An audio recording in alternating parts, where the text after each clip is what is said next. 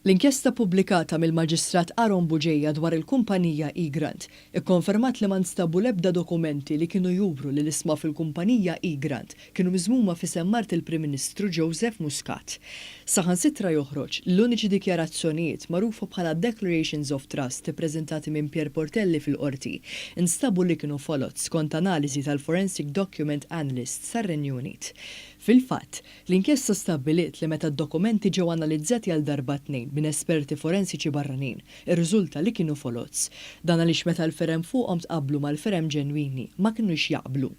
Fil-fatt jingħad li meta l-esperti qablu l-ferem ta' ċertu Jacqueline Alexander fuq id-dokument mal-ferem ġenwini tagħha, dawn ma kinux jaqblu. Fix-xhieda tagħha, Jacqueline Alexander ikkonfermat li hija ma kienx kitbet jew għamlet id-dikjarazzjonijiet kif ukoll il-ferem fuq id-dokumenti ma kinux tagħha. L-inkjesta sabet ukoll li min iffalsifika dawn id-dikjarazzjonijiet kellu aċċess għall informazzjoni b'referenza għal eGrant, Joseph Muscat u Michelle Muscat fost oħrajn.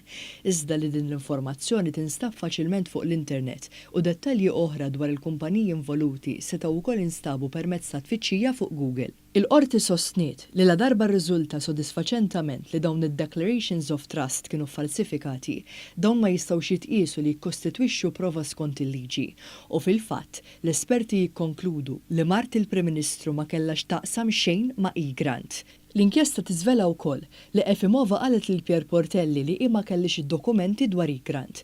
Fl-istess waqt, Portelli xedt li kemm Karwana Galizja kif ukoll ir-Russa kienu qalulu li d-dokumenti kienu għaddhom lill-maġistrat inkwerenti, meta fil-fatt il-qorti qalet li qatt ma wrew u wisq anqas ipproduċew dokumenti fl-atti tal-inkjesta.